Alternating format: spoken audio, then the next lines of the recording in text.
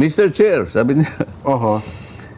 I am invoking, sabi niya, the long time and the time-honored tradition Okay. that the office of the in processing the budget of the Vice President, Opo. there are no questions being asked, sabi niya. So wala nang itatanong. And because of that, Madam Chair, Mr. Chair, ha, Oo. wala na nagtanong. Wala na. In 10 to 15 minutes na approve po ang budget ng Vice President. Oho. Ito ang tanong, Mr. Chair. Kung ito po ay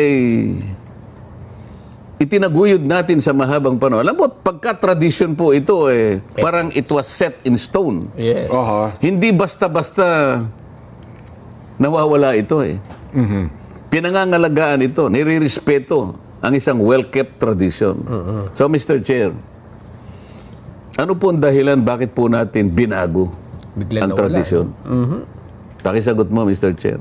Oo nga, no? So, gusto kong ibalik sa kanila. Meron kaming tradisyon Oho. Meron kaming unwritten rule. Kung minsan yung mga unwritten rule na yun, Yun ang naghahari talaga. yun ang naghahari. Totoo naman At yan po. hindi po pwedeng baguhin basta-basta lamang yun. Oho. Ngayon, naghahanap ako ngayon ng kasagutan. Oho. Baka naman gusto nilang balikan yun. Hindi ba? Kailan lang nangyari? 2023. It was the son of the president, the senior assistant majority leader, deputy majority leader, ang nagsabi at nag-sponsor ng budget. Invoking the time-honored tradition kept by the House. Oho. In-approve kagad yung budget. Ayun. So, ano ba nangyari? Bakit parang naiba ata, no? Mr. Chair, ano ba nangyari? Yun ang gusto ko sanang itanong. Ano po ba ang dahilan? Hindi ba ako dapat sagutin? Ako, peacemaker ako din. Baka naman gusto niyong balikan po yun. Oho. Bigyan niyo po ako ng matibay na dahilan kung bakit kailangan natin baguhin yung tradisyon. Hindi po ba niyo naalala? Yung opisina ng Vice President is the second highest office as indicated by the Constitution. So, tingnan niyo yung uri ng pagtatanong kung paano tanungin. Kaya kung nga paano po, tanong-tanongin. mukhang, Pagkatapos, ito pa, meron pa akong itatanong Puro, ano na lang ako, puro parliamentary inquiry. Opo. Wala po tayong sinasaydan dito kung alin ang tama o kung sino yung mali. Oho. Ang gusto nating saydan po rito ay yung mga pangyayari, yung experience natin bilang mambabatas sa mahabang panahon. Pagsama-samahin po natin yun. Ang isusunod kong tanong, kunyari, ikaw na ang chairman ngayon, Jen. Oo, opo. Oho. Mr. Chair. Oho. Kasi palagi nilang tinatanong, yung confidential fund. Okay. Di ba? Doon na uuwi. Doon sila nag-away. Doon sila nagkaroon ng Doon personal. na talaga namang, Oh, di ba? patot sa dahan magkabilang panig. Opo. Oh. Mr. Chair, Yes. may I know for my own satisfaction, Oho. what is the nature of a notice of disallowance? Kasi itong mga ito ay naging subject ng notice of disallowance. Ng COA, ng Commission Ng on Audit. COA. Yes po, oo. Kasi kapag ka yung isang paggamit ng budget sang-ayon sa patakaran o sa pamantayan ng Commission on Audit, Opo. merong nakitang sablay sa anumang kaparaanan, ipa-plug nila ngayon yon. Oho. At magkakaroon ka ng notice of disallowance. Ayun, ho. Sa pamagitan ng notice of disallowance, Jen, kung sino man yung dinirekta ng opisina ng COA, meron ka ngayong obligasyon na sagutin mo yon. Yes po, sasagutin niyo yun. So, ang tanong ko, Mr. Chair, what is the nature of a notice of disallowance? Oo nga, no. So, Anong isasagot sa akin? Kailangan sagutin ako. Ano yung nature? Ang nature niyan, Jen, oho.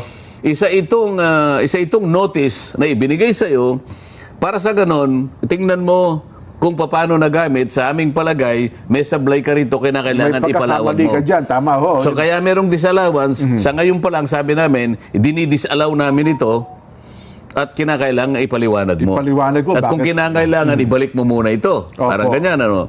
Pero, ang notice of disallowance is not a final judgment. Tama kayo. Ito opo. ay contestable. Ito ay appealable. Hindi Opo. natin alam nasaan ba itong notice na to, saan pinagtatalunan, sa director's level, Okay. Kasi kung minsan regional level eh. Opo. Baka sa region, o kaya kung ito ay nandun na sa COA proper. National Office. Kumbaga yung NBank. Okay. Kasi merong tatlong hindi ko Tatlong nagkakamali, commissioners. tatlong commission, dalawang membro at saka isang chairman. Yes, oho. So kung nandun na sa Commission on Audit proper, yun na ngayon ang nagpo-process nung isinagot na apila. Yung unbank nang magpo-proseso Ngayon, pala. kung halimbawa wala na doon, halimbawa, ano man ang aksyon mula sa regional level o sa NBank, pupunta sa Korte Suprema din. Oho. So, ang Korte Suprema pa ang titingnan ng ganyan. Ngayon, kung yun ay nandun na sa mga opisina na yun, na sila naman ang tamang dapat nang magbigay ng hatol kung paano talaga ang paggamit at kung talagang ang paggamit may sablay o wala, ito ay didesisyonan Oho. Ng komisyon. ng either the commission Oho. o kaya kung umabot na sa Korte Suprema. Oho. Ngayon, bakit mo pa ako tinatanong? Yun nga. Nandun na yun eh. Kaya palang sagot ng pangalawang Pangulo, ito ay bahagi ng sasagot namin. Kaya yun yung pala sagutin, para baka dumaprem, sapagkat bahagi pala yun ang sasagot nila sa kataas-taasang hukuman. Kaya ngayon tinatanong ko, what is the nature of a notice of disallowance? Oho. It being contestable, it being appealable, naka-appeal pa yan eh. Pinagtatalunan pa eh. Sinisiyasat pa yan sa mataas na uri ng pagsisiyasat, kaya nga umabot na sa mga nakakataas na opisina Oho. ng mga nakakaalam sa mga bagay na ito. So yun palang estado, no? Bakit ngayon pinipilit pa nating paanakin at dito pa nagko-concentrate ang mga tanong? Oho. Di ba? Anong maihita natin ngayon? Sinagot na nga yan eh. Oho. Sa makatwid, meron ng opisina na talagang tumitingin dyan. Oho. Oho. Tayo ba titingnan pa rin natin? Oho. Yan ang pinanggalingan lahat. Kaya tayo bilang peacemaker dyan, dapat balikan natin sa ganun. Ayun. Mukhang wala kasi nagpalutang ng ganyang puntos kong. Mukhang doon sa pagdinig, ayun ko, may kanyang sariling interest doon sa mga paraan ng mga pagtatanong po na lumabas doon sa Kamara noong isang araw. Kung makikita mo yung concentration ng pagtatanong, nandun nga sa confidential fund. Yun, Wala na nga confidential fund dyan eh. An academic na ito. At sa pinag-uusapan na 2025, wala nang confidential or intelligence fund. Oho. Kung ipipilitin mo na ibalik doon sa punto na yon, ibang usapan na yon. Oho. Di ba? Bakit yun lang ang tinatanong? Hindi ba yung DILG, yung mga gobernador, yung mga mayor, may confidential fund din yan dyan eh. Oho. Ha? So, dapat consistent. Kung gusto nyong tanungin lahat dyan, hindi siguro sa opisina ng Vice President. Para sa akin lang, kung mapagbalingan ng mga kasama natin, itong ina-analyze natin, sana balikan natin yung pangyayari. Di ba? Oho. Para sa ganon, makita natin kung alin ang mas tamang paraan. Ano ang tamang approach talaga? Oho. Ito pong opisina ng Vice President, nagkataon, sangayon sa ating saligang batas, na pinakamataas na batas ng ating bansa, siya po ang nag-o-occupy ng pangalawa sa pinakamataas na opisyal ng ating bansa. Meron kasi sinasabi kanina, shouldn't she be accorded proper courtesy? Ayun. Yun lang eh. Yun ang gusto nating i-analisa. Nasabihin sa lahat ng mga kinaukulan, pag-isipan po nating mabuti. Parang ayaw ko lang ko, ipakitama niyo ako, Kong. Di ba usually dalawang tanggapan lagi yan na nagkakaroon ng courtesy approval. Ang tanggapan ng Pangulo at saka ang tanggapan ng pangalawang Pangulo. Di po ba? Tama ka dyan. Ayun. Oho. Tama ka. Oho. Dapat... Meron nga ano yan eh. Alam mo, sa Akwan, pag nasa presidensya, parang nasa plenary debates na.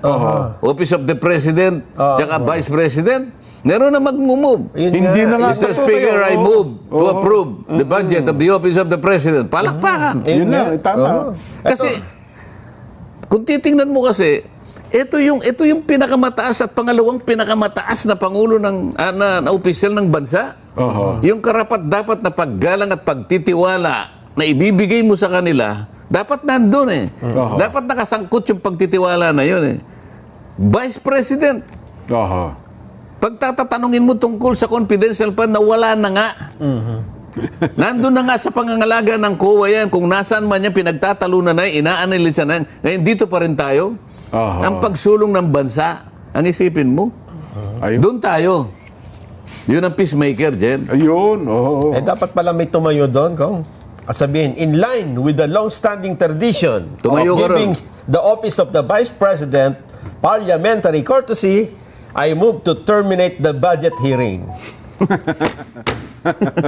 Hindi na, I move to approve the Approve, budget hindi pala of the terminate. office of the Vice President. Approve. Sana may ganon. Dapat may ganon. So, we're calling on the more cooler heads. Aha. Yan, opo. Na mga colleagues natin sa House of Representatives. Oho. Yung kaukulang paggalang at kortesiya sa pangalawang pinakamataas na opisyal ng ating bansa. Oho. Hindi po natin inilek yan ng ganun-ganun lang. Totoo. Ako Nila na- pinaglagakan po ng napakataas na pagtitiwala ng maraming botante ng ating bansa. Yung po yung tingnan po natin. Tama. Tingnan po natin yun. Balikan natin yun. Hindi po natin pwedeng i-isolate yun. At huwag na po tayong magpersonalan. Nung tumindig si Kong Ungab, Kong, akala ko yun ang magiging linya na kasi naglatag sa ako niya, isa sa pinakamatagal na dito sa Kongreso. Matagal-tagal na rin. Sige, sige. Introduction, no? Introduction na ito. Ang siguro, ang na-expect ko, sasabihin niya, Tapusin ang practice talaga natin dito, bigyan natin ng courtesy approval. Eh mukhang nag-iba ang linya, hindi. Bandang huli. Sayang naman. hindi pa yun ang sinabi eh. Kung kaya nga tayo sinasabi na natin. Yun, sa ating palatuntunan ito. Di ba? Oo. Yun ang gusto kong balikan namin. Tama. Kung tingnan mo, tingalain mo ang opisina ng Vice President. Naglagak ng pagtitiwala ang napakaraming botante dyan. Oho. Hindi basta-basta opisina yan. Oo. Di ba?